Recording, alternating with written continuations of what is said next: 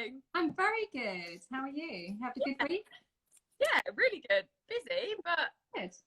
it's keeping me occupied. How about you? Yeah, really good. Busy week with clients and Amazing. So how I want to start tonight, it'd be really good for our viewers, just to give an overview of yourself, the Hormone Fairy, and kind of an intro into what you do and how you got to where you are. yeah. Oh, hi everyone. Thank you, Georgia, for having me here and for what you're doing with women. I think it's amazing. So I'm Kat. I'm known as the Hormone Fairy, and I got into natural medicine 22 years ago now when I had my daughter, and was failed by the GP practice. So I got into using natural medicine, in particular homeopathy. And then later I went on to retrain, and then the last few years trained more in the menopause as I started seeing my own symptoms at age 39, and really didn't have a clue what was going on, even though I'm trained in it. Just didn't think that it would be affecting me that young, really. So that's why I've sort of gone more specialist into helping women going through the perimenopause years with natural medicine, nutrition and lifestyle changes. Amazing. And so I guess jumping straight in, so last week we had a few questions sent through to us for you, so I just want to run through them, and then if any of our viewers want to add in anything, then they can just jump and pick it up, if that's okay. Yeah. So obviously you have a lot of women that come to you who have just had enough of medicine and just don't really know where to begin. I know I have a lot of women in my life who just have it. Just I'm so glad I'm not at menopause. I deal with periods bad enough, but menopause is like hell. And I think there's just such a lack of understanding from women, from doctors, of different options out there.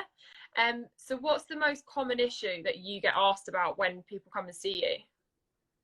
The biggest thing is actually just feeling completely confused. Most of it, I would say, is actually emotional. So not feeling themselves. All of a sudden, they've lost their confidence, feeling more anxious, mood swings, bursting into tears for no reason. I would say that is the biggest thing. It's almost like a loss of control and struggling. And then alongside sort of physical symptoms, and they vary with some women. So some women will get more physical symptoms, but I would say the emotional side of things is the biggest issue for most women. Because that's the thing, it just causes havoc on everyone's just life in general, doesn't it?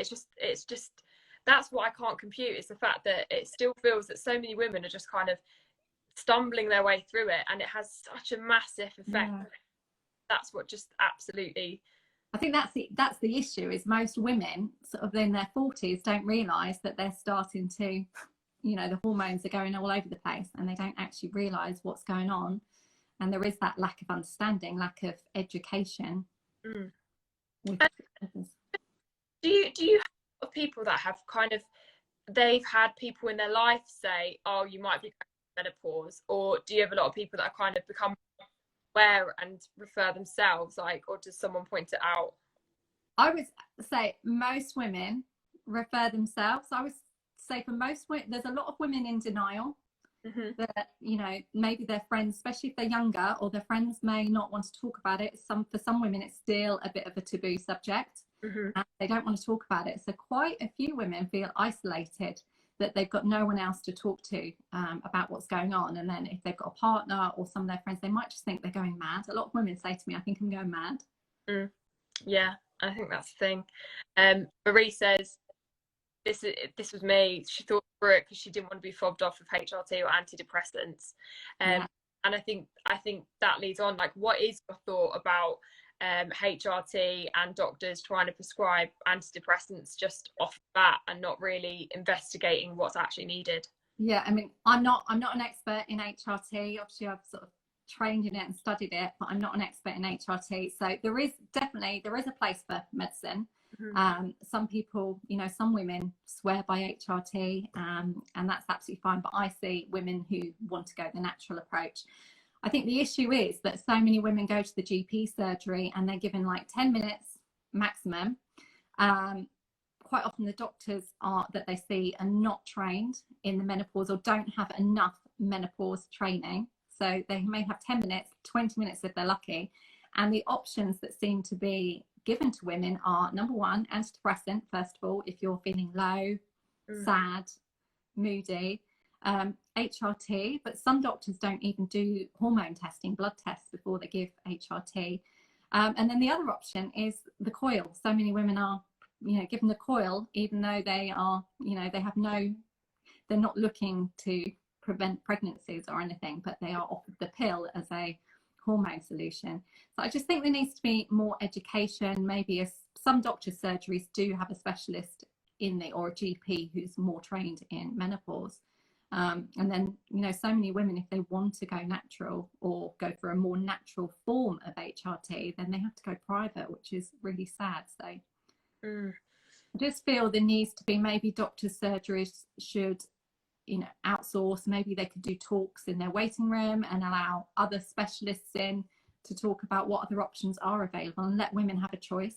I think that's what's needed.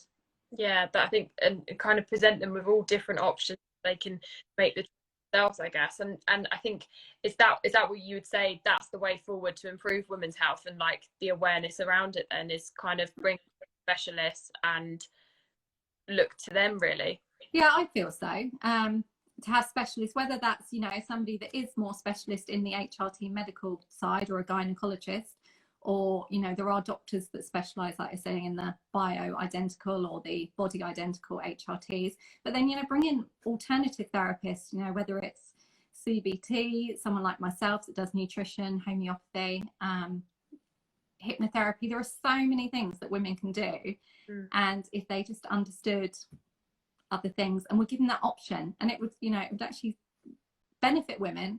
They'd have a better understanding, they'd be healthier, and it would also ease that burden on the NHS. I've listened to a really interesting video the other day, and it was about talking about HRT, bioidentical, body identical, and I didn't know the difference between any of it because I'm not in that realm of my life, but it was fascinating. And then they were basically saying that's a problem, like menopause, they used to, in the Victorian times, used to just put women in like asylums when they hit it because they didn't know what to do. They were just yeah. And now we're living longer, that instead of just having this one size fits all, we need to actually look deeper, because women are living 30 years after they've gone through the menopause, and to have 30 years of just brain fog and shouting at everyone is not the way to go. It's not ideal, is it? So you're into the holistic way and life. So do you just want to tell us a bit about how you kind of approach things and what your kind of practice is? Yeah, well, I have different ways that I work. So firstly, for me, when I see a client, I actually see them the first time for at least an hour, and we go through physical and emotional symptoms. I think so many women don't feel understood, they don't feel heard. So actually just giving them that time to discuss whatever's going on, whether it's an emotional issue, it could be around work stress, it could be marriage, relationship stress, it could be grief from losing a loved one. So then all that comes on top of all these hormones going all over the place and all these physical symptoms. So giving women a whole hour to just discuss absolutely everything that's going on in their life, so that then I can work out, some women have hormone testing with me. I do the Dutch test, which is a urine test done over 24 hours. And then we can really look at what's going on with the hormones and various, levels in the body, checking that they've got the right minerals, if they need to take any supplements. And then I would look at giving homeopathic remedies, which are natural, herbal remedies, again, completely natural, looking at nutritional supplements. Changes in diet is really important. So getting the gut and the liver healthy can, kickstart, that's a massive kickstart for any woman that's struggling.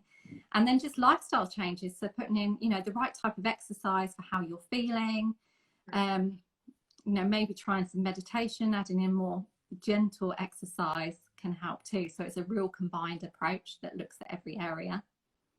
Perfect. And do you practice Reiki as well? Yeah, I do. I do Reiki and crystal healing. I use it more for a relaxation or a pain relief with some of my clients. Obviously that's just the ones that come that live locally and come face to face. but it can just help to bring things into balance. Definitely. I think we all need a bit of balance. Yeah. Go.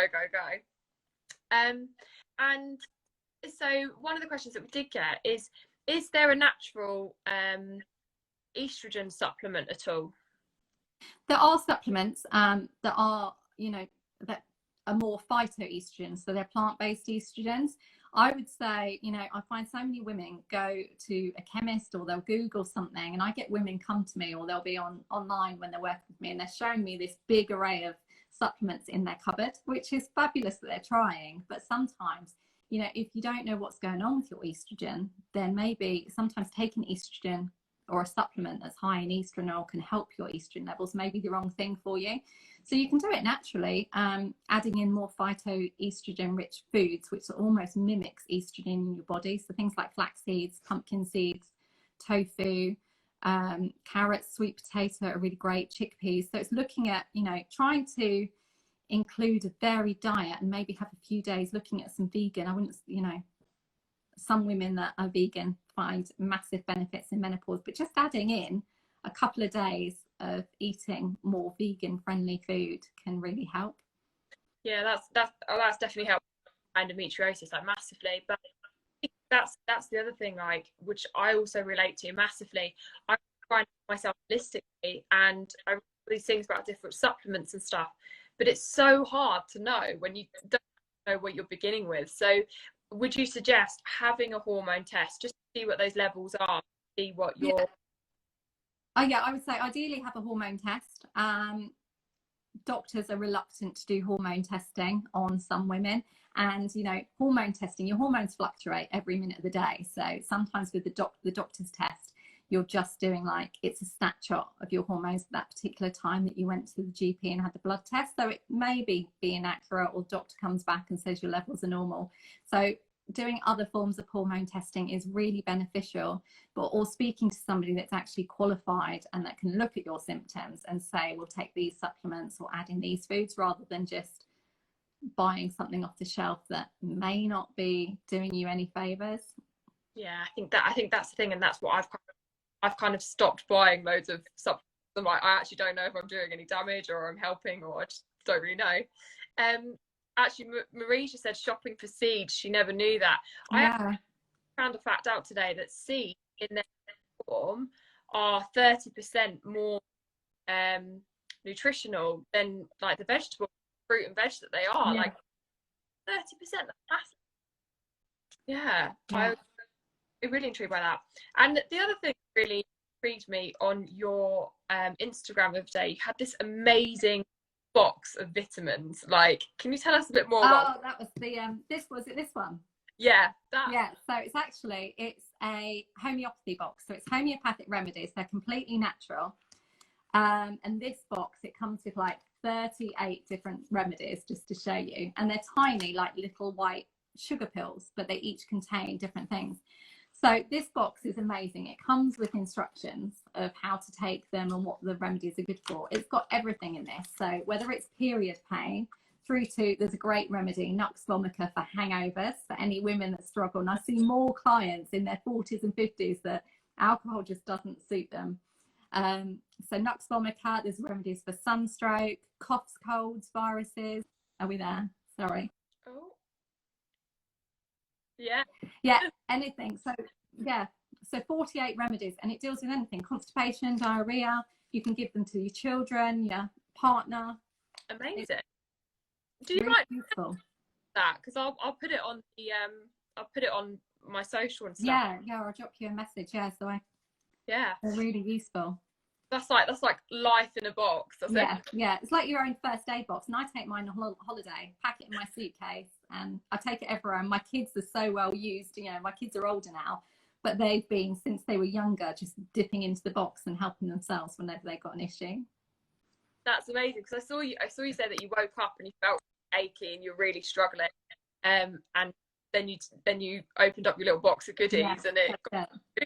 Yeah, so I had backache, and there's so many women struggling, working from home, sitting in your dining room chair, getting back pain and sciatic nerve pain, and there's some remedies in there that for pain relief that are really useful.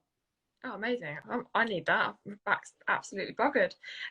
So some of the ladies have been saying on the comments that they've gone for blood tests and it's come back normal, and they keep going back and getting the same results.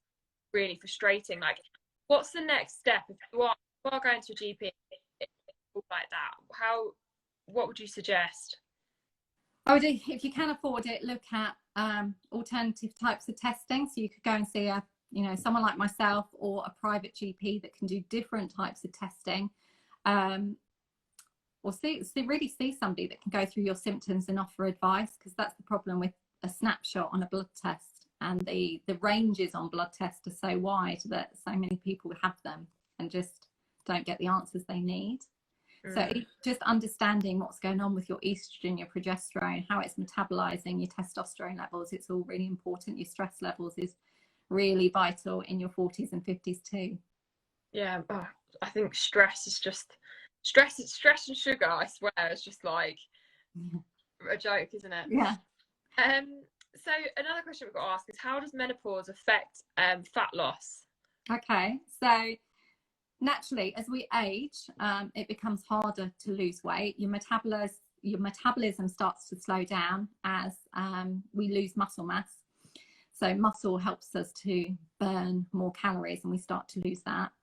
And then also estrogen levels fluctuating, but when estrogen starts to drop, it can redistribute the fat in your body so that's why more women start to hold fat around their tummy, and also it's stress levels as well. So as the stress increases, many women, we're all running around like mad things and constantly running on adrenaline and cortisol, our stress hormones, and if we're not using that up properly, then it can get stored as body fat, so it makes it harder to lose weight. So it's really important to start thinking about your gut health, your liver health, and reducing stress levels is the key.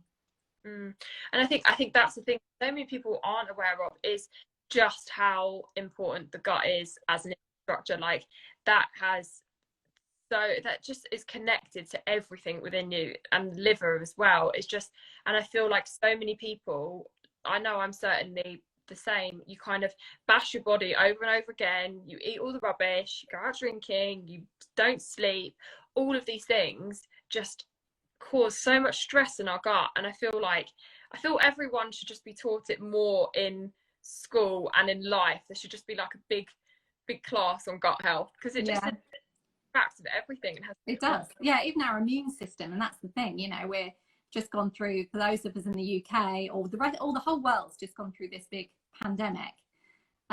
Yet if we started to look at gut health and just educate people, and I'm not saying be a complete saint, because we've all got to live and we all do want to have a bit of alcohol, or we want to eat that chocolate bar, and that's okay. But if we can get our gut as healthy as possible, we're going to help our immune system, and then we're going to lower the chances of catching these viruses, pandemics, going. So it's interesting, isn't it, how McDonald's is opened up, but that's not going to help our immune system or our health as women. So a little bit more education would be fantastic. Yeah, and also kind of feel like on a higher level, I mean, I could go deep into conspiracy theory about like fast food and the government caught up in it, and how they should be kind of taxed and have to pay or penalty or something, because the amount of I think it's just a disgrace that we're opened up to so much of it, and we trust these people. And anyway, that's another episode. But yeah, so I think, so obviously there's so many symptoms that women have through menopause, and it is so I've heard that different people get put onto estrogen pills and it doesn't agree with them, it upsets their stomach, they have real digestive issues, they're different, like kind of having no motivation, anxiety, to no interest in what they normally do, sweats, dizziness, mouth sores. I mean, the whole host of symptoms that I got sent, I was just horrified and never ever want to grow old. But the good thing is you're going to go in educated, so you'll actually be okay. You'll have sorted your body out by the time you get to your 40s and 50s, and you'll probably sail through it. I bloody hope so, because I genuinely feel for you guys so much. Like it's so difficult, and yeah, I'm like if you've got families and stuff, like it's just a lot, and I take my hat off to all of you for battling through. And what would you say to the women who are suffering from the symptoms? Would you just advise learning more, or kind of seeing what's out there, or what would your advice be? I would say obviously learn as much as you can. Decide whether you do, if you want to go a more natural approach, then there's so many things you can do. So obviously on Instagram, there's quite a few women out there promoting services like I do. So do your research, and also find somebody you can work with, who will give you some of their time, and work with you depending on what your symptoms are, give you some solutions, or maybe put you onto a program. So obviously it depends on what you want to do, what your budget is, but just do research and be open to looking at alternatives. That's the biggest. And is that you'd suggest for people to start, just do research, learn the body, really? Yeah, so you know what, most women, and they need to go back to actually learning what their hormones are, because the education that my generation, probably yours as well, even though you're a lot younger than me, but what we were taught in school was very basic, that your period will come, and it might come once a month basically, and how to prevent yourself from getting pregnant. But did anyone really tell you what estrogen does, when progesterone goes into your body, at what stage of your period, so that you can understand why during a normal cycle you're moody, or you're bloating, or you're tired, and understanding your hormones first of all, understanding your period cycle for those that still are having periods, and listening to your body. So finding out there's certain times of the month where really you shouldn't be doing high impact aerobics classes or spinning classes, and you should be doing more relaxation. And so it's I would say go back to actually understanding your periods for those that are still having periods, and then you can work out what's going on and why they're irregular, and understand more about whether you've got low estrogen, high estrogen, progesterone issues, things like that. Yeah, and I think that's, for me, I'm obviously going deep into my journey, learning, and the books I've read that like break down the hormone and just the body system, I'm like, I didn't get taught this at all in school, like not even at a level, and I was shocked the amount that I just didn't know, and what goes on in your body. And it's just a travesty, like it is, because it robs women of the like knowledge that they should just have, because it's their body, it's what they but honestly, I think like me going through my stuff, obviously I've learned so much more to listen to my body. And I think as women, we have this kind of idea that we've got to work a full-time job, a family, then we're going to hit the gym 5 times a week, and we're going to train hard, and if we don't, we beat ourselves up. If we don't do our to-do list, we beat ourselves up.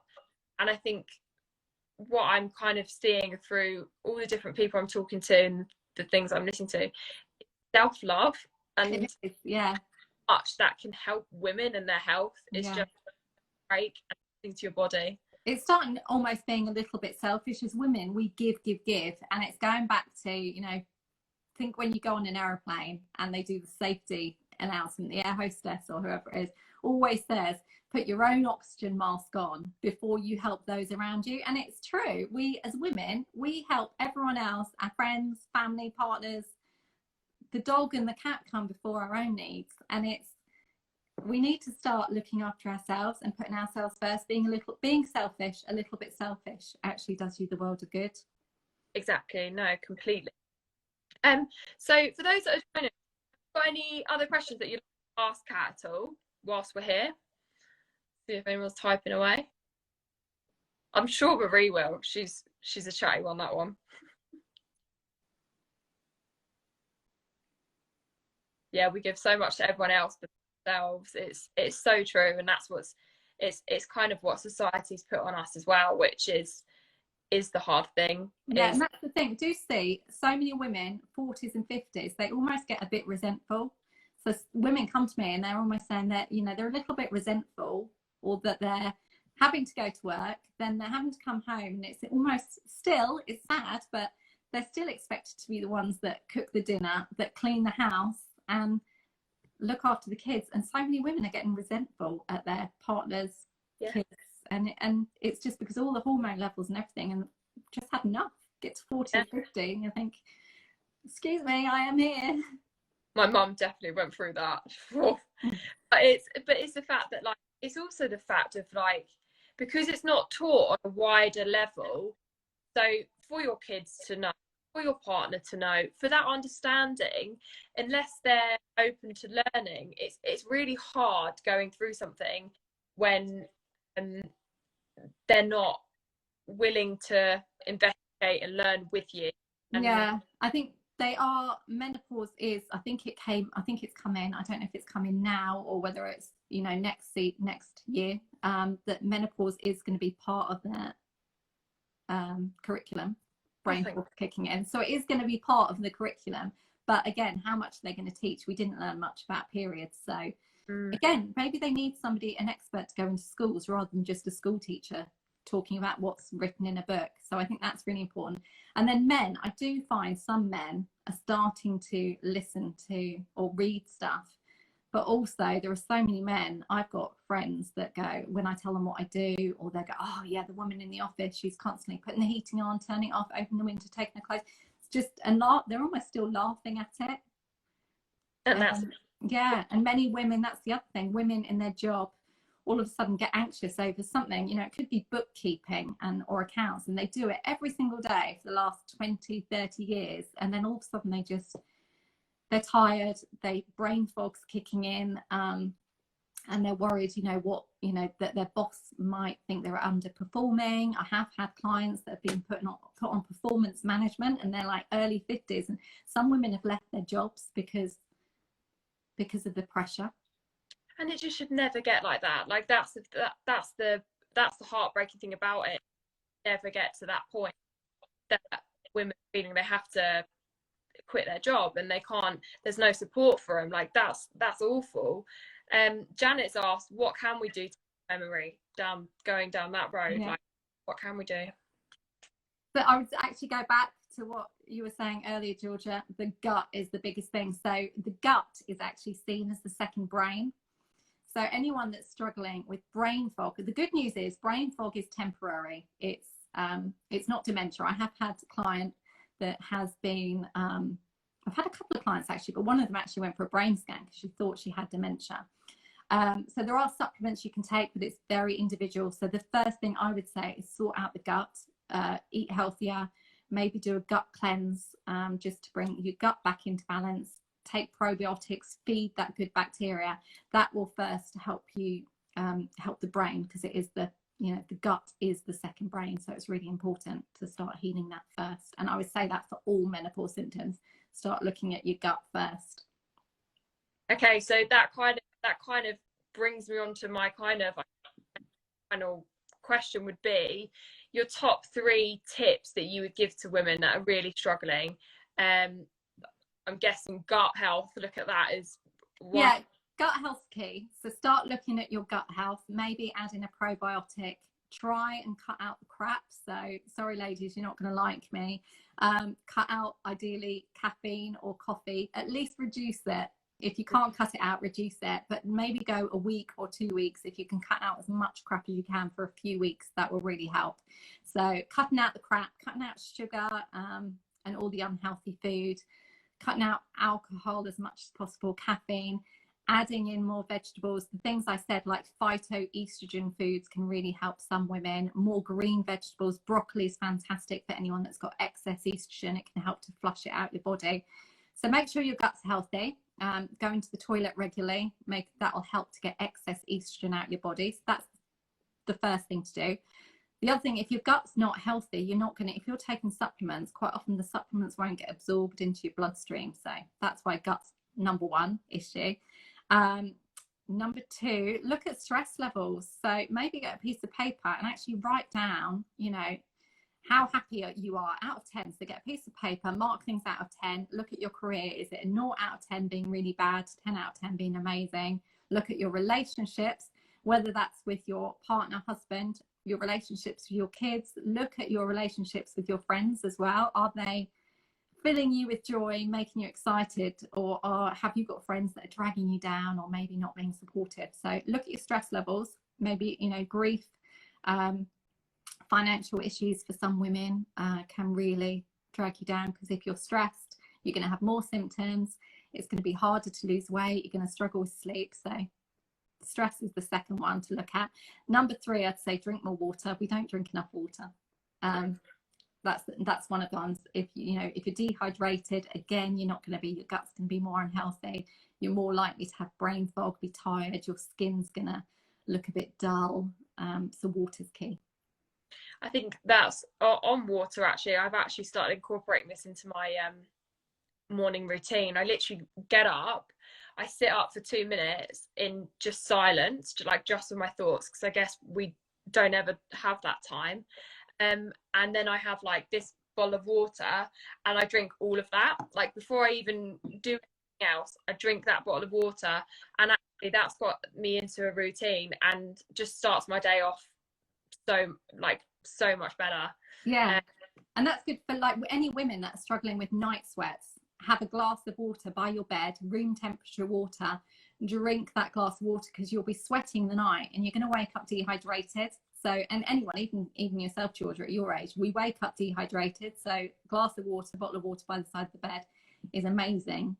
And then first thing in the morning, rather than going for the coffee or the tea, is, you know, warm water with some lemon in it. That will kickstart your digestive system, get it ready for the day. So that can help some women, and, you know, helps your liver too, which is great for anyone that's menopausal. Yes, our liver's under more pressure as we start to get into the menopause years. Amazing. Well, thank you so much, Kat. And where can people find you for more information, to connect with you? Yeah, so if you're, for those, obviously you're on Instagram, at the Hormone Fairy, and my website is thehormonefairy.co.uk. That's all one word, thehormonefairy.co.uk. And then for anyone that needs a little bit more help, I've got a private Facebook group, and you can connect with that through the Instagram link. Amazing. Well, thank you so much. It's been lovely to talk to you. Thank you. It's been lovely. Thank you. Yeah. Thank you for everyone for watching, and I'll go through some questions. If I can answer them, I'll do that afterwards. Yeah, and thank you everyone for joining the first Inner Woman Wellness Instagram Live. I really appreciate all your support. Take care, guys. Thanks, Georgia. Thanks. Bye. Bye.